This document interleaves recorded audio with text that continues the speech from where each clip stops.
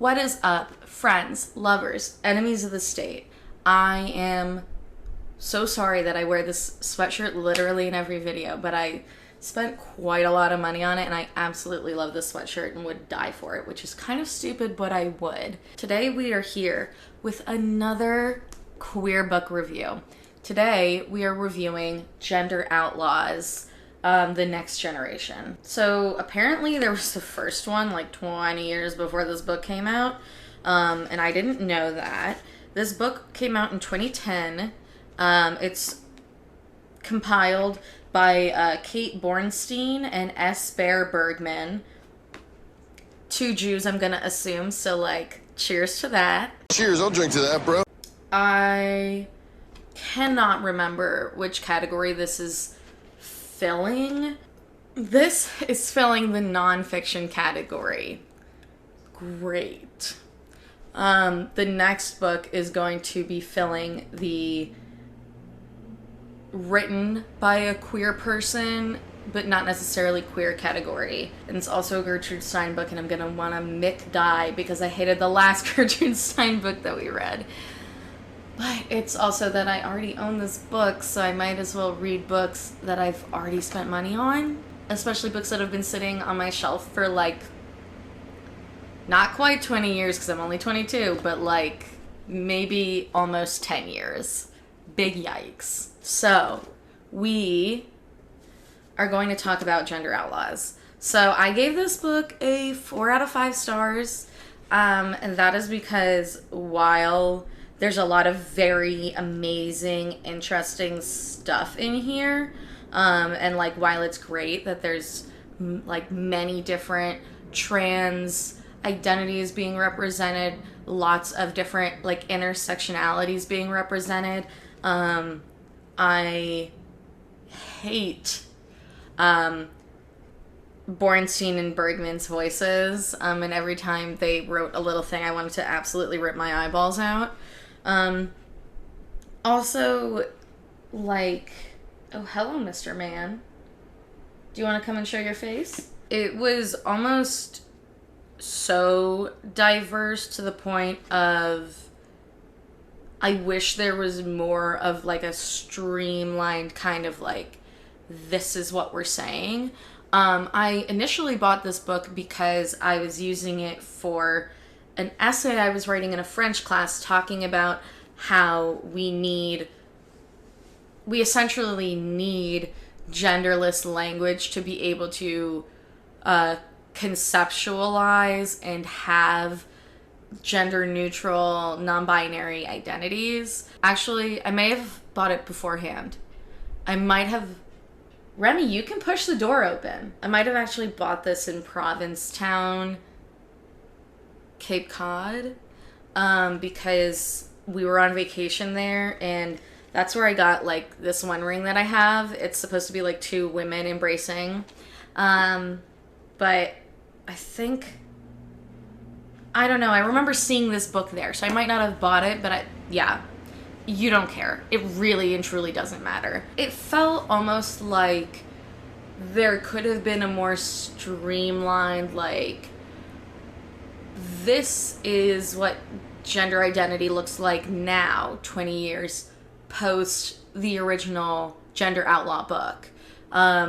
Whereas instead there was like some poems, some fictionalizations, like a lot of memoir kind of stuff, and maybe it's just because like I love essays, but I almost wish that it was more like, this is what we have to say, and like, here's many different perspectives on like this one theme, as opposed to like, it kind of did feel a little bit all over the place.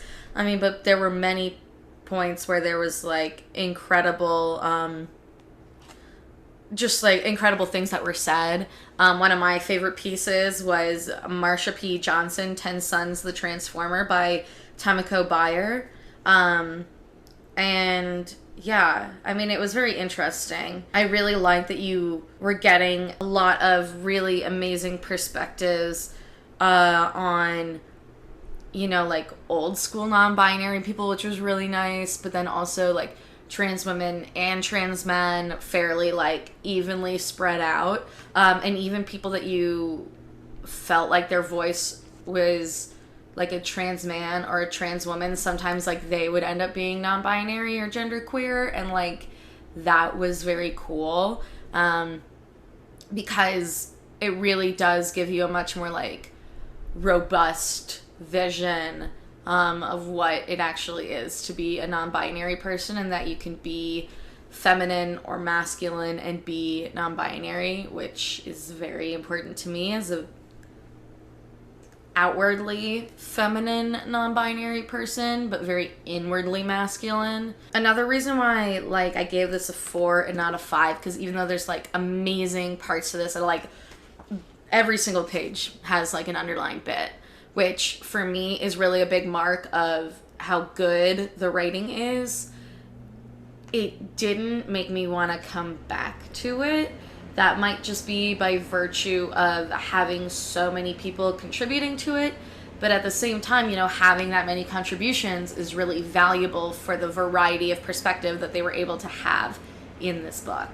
So it's a real catch-22. I mean, there's also a piece in here called either translation or transliteration and performance piece. Like those, the ones that I've mentioned are like my favorite pieces, like overall. I definitely think that this is a book like to come back to multiple times throughout your life, just because it really, it just like has so much to offer. It's really something that you can be like, oh, I feel like I remember reading this thing, but like I needed to kind of like revalidate myself or like recenter my identity, or like I really need to like remember different perspectives on transness. So for that, it was definitely, it was good. I liked it. Would I recommend it? Yes. Would I be like, you absolutely have to read this, one of the best books I've ever read, like the same way that I feel about The Gilded Razor and Call Me By Your Name? No, definitely not. Do I think it's something that all trans people should have on their shelves? Yes. We out here. Next month's book is Everybody's Autobiography by Gertrude Stein. This is a book I've been curious about for years and years. I hope it is good. It's also around 300 pages, so I hope I don't want to die the whole time, because I just feel like the last few books that I've read have just been like dragging. I did also recently see the trailer for The Goldfinch, and it actually looks very good. I do feel very uncomfortable because I can tell that the main character isn't as seedy as I desperately want him to be, because he's such a seedy, gross human being. But we will see. If you have suggestions for queer books that I should review, do that down below. Please join the Goodreads group. It is the best social media. I love Goodreads. Oh, yes. What do you have to say to me? Oh, hello, Bulby. Bulby, say hello to the camera. Thank you guys for watching. Like I said, let me know if there's other books that you want me to read, review, whatever. Join the group. Yeah. I really feel like I have more to say, but I totally don't. Thank you for watching, and I will see you next time. Mamma mia, here I go again. My, how could I resist you? Mamma mia, does it show?